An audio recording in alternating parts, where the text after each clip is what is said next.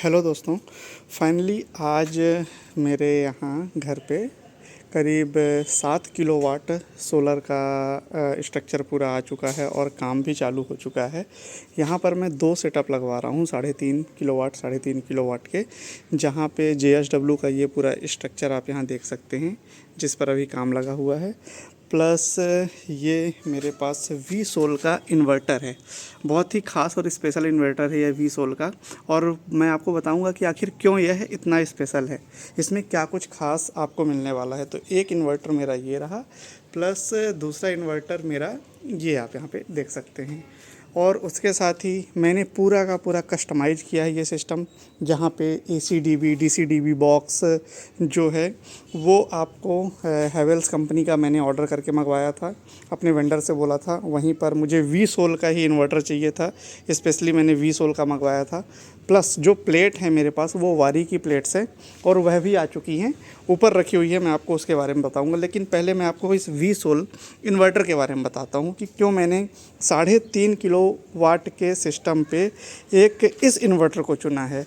और आपको ये बता दूं कि यह मेरा इन्वर्टर जो है वह 5 किलोवाट का है। तो यदि मैं इसको ओपन करूं तो आप यहाँ पे देख सकते हैं कि ये रहा मेरा वी सोल का 5 किलोवाट का इन्वर्टर, जो कि डुअल MPPT के साथ है। दोस्तों, ऐसा नहीं कि सिंगल MPPT का भी मिल रहा था, लेकिन मैंने अपने वेंडर से स्पेशली बोला था कि मुझे डबल MPPT का ही चाहिए और कम से कम 5 किलोवाट का। कॉस्टिंग की बात करें तो 3,000 से लेकर 4,000 रुपये तक का अंतर आता है। लेकिन मेरा वी सोल का यह इन्वर्टर लेने का सबसे बड़ा रीज़न था इसका स्पेसिफिकेशन, जो मैं अभी आपको दिखाता हूँ। एक सेकंड। तो ये आप यहाँ पे देख सकते हैं, यहाँ पे इसका पूरा स्पेसिफिकेशन है। ये यहाँ पे जो आप देख सकते हैं मैक्सिमम PV करंट, यहाँ पे दोस्तों ये 20 एम्पियर का है, 20 एम्पियर, और वो भी 2 हैं, मतलब डुअल MPPT के साथ है। इसका मतलब ये है कि मैं अपनी सारी प्लेट सिंगल MPPT के साथ कभी कनेक्ट नहीं करूँगा। मैं यदि इन फ्यूचर अपनी प्लेट इंक्रीज करता हूँ, अभी मेरे पास टॉपकॉन टेक्नोलॉजी वाले प्लेट्स हैं, उसे मैं कनेक्ट करूँगा। और यदि मुझे बाद में HJT या उससे भी लेटेस्ट टेक्नोलॉजी पे कोई भी प्लेट लगाना है 2 साल 4 साल 5 साल बाद, तो मैं इसके दूसरे MPPT को यूज करके उन प्लेट को भी लगा सकता हूँ बड़े ही आसानी से। तो ये रहा मेरा डुअल MPPT के लेने का सबसे बड़ा रीज़न। प्लस इस वी सोल को मैंने इसलिए लिया है क्योंकि इसका मैक्सिमम PV करंट आप देख सकते हैं यहाँ पे 20 एम्पियर का है। तो दोस्तों, वी सोल और इसकी सर्विस, कंपनी की सर्विस भी मैंने रिसर्च किया तो मुझे काफ़ी अच्छी देखने को मिली। ऐसा नहीं है कि इसका जो इफ़िशेंसी है और इसका इन्वर्टर का, वी सोल का जो आउटपुट है, सर्विस है, उन सभी मामले में मुझे वी सोल काफ़ी बेहतरीन लगा।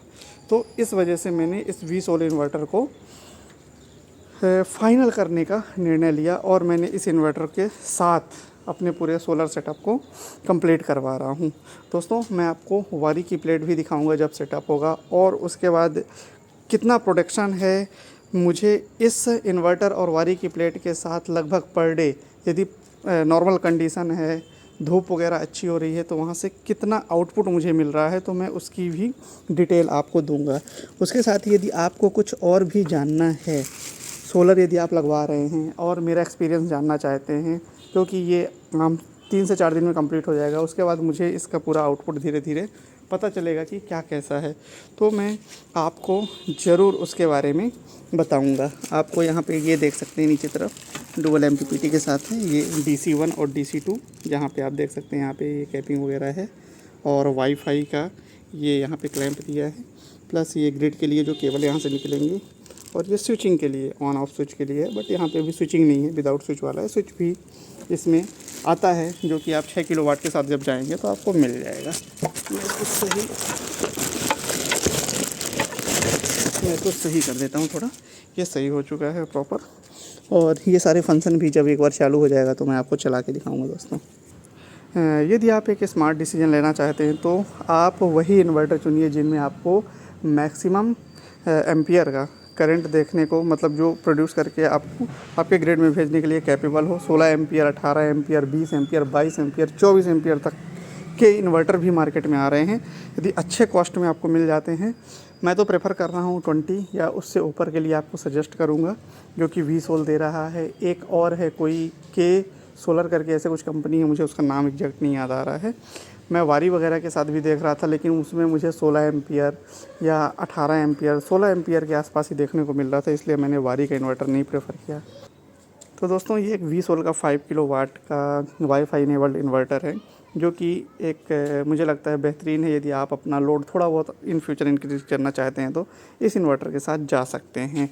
मैं इसका डिस्क्रिप्शन में लिंक दे दूंगा यदि कहीं भी ऑनलाइन अवेलेबल होगा। हालांकि मैंने इसे ऑनलाइन परचेज करने के लिए सोचा था, बट मुझे अभी कहीं पे नहीं मिला, मुझे वेंडर के थ्रू ही मंगवाना पड़ा इसे।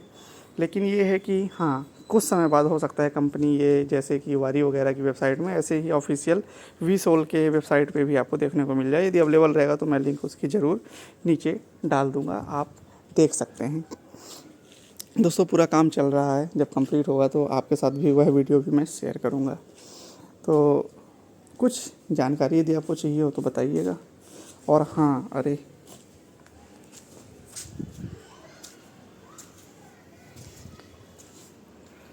साथ ही इस वी सोलर इन्वर्टर के साथ मैंने जो केबल यूज की है वो पॉलीकैब की डीसी केबल है।